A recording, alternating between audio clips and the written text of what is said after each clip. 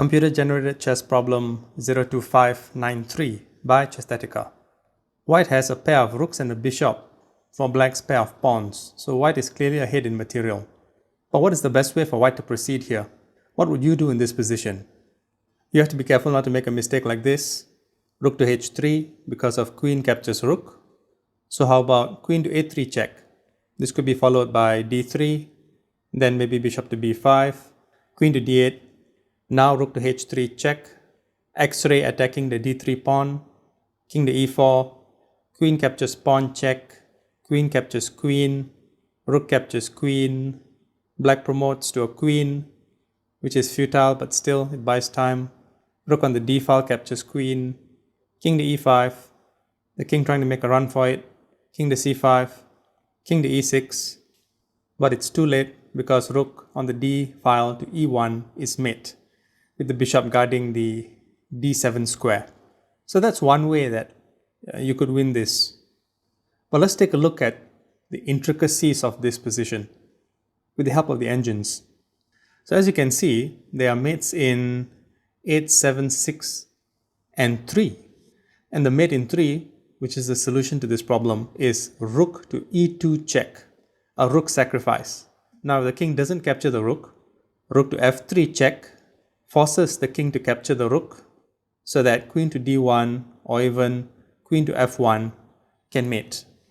And if here the king captures the rook, well then queen to d1 check, and if king to e3 or even king to d3, queen to f3 mates. Notice how the bishop on a4 guards the c2 flight square. And also notice how the pawns on d2 and d4 block possible flight squares for the king. Now in a chess problem, the solution is obviously the point or the interesting aspect, but the variations also can be interesting. So for instance, the next best solution is also a rook sacrifice, rook to f3. This takes 6 moves instead of 3, twice as long, but still a rook sacrifice. Now here, if king to e4, let's say the king suspects something and doesn't capture the rook, well then rook to h4 check, again forcing the king to take the rook. Alternatively, the black queen can intervene, but this doesn't change anything because the rook will just capture the queen.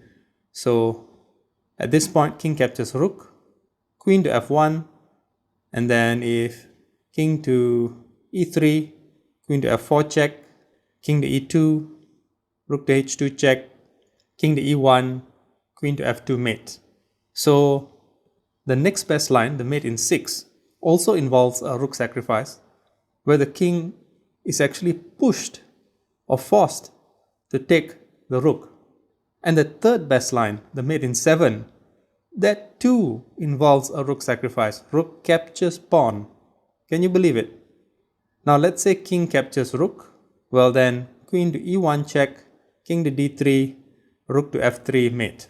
So maybe here black tries for some counterplay, queen to b7 check, bishop to b5, queen to e7 check, king to a4, queen to a7 check, king to b3. If queen captures queen, rook to e2 is mate immediately. The pawn on d4 blocks the king's flight square. So black can only delay here. Maybe king to e4. And white doesn't even need to capture the queen on a7. Queen to e1 check, king to d5, rook to f5 check, king to d6, and queen to e5 mates.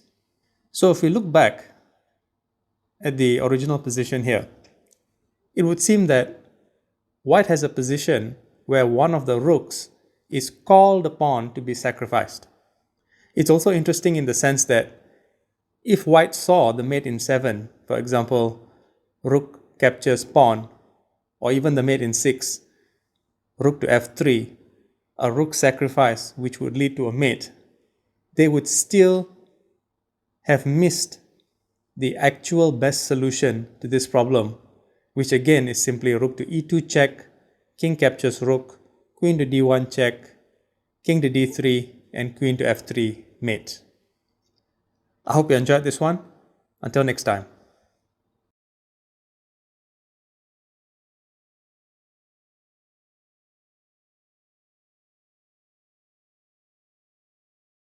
Chesthetica's Book of Chess Constructs, Volumes 1 through 5. Available on Amazon.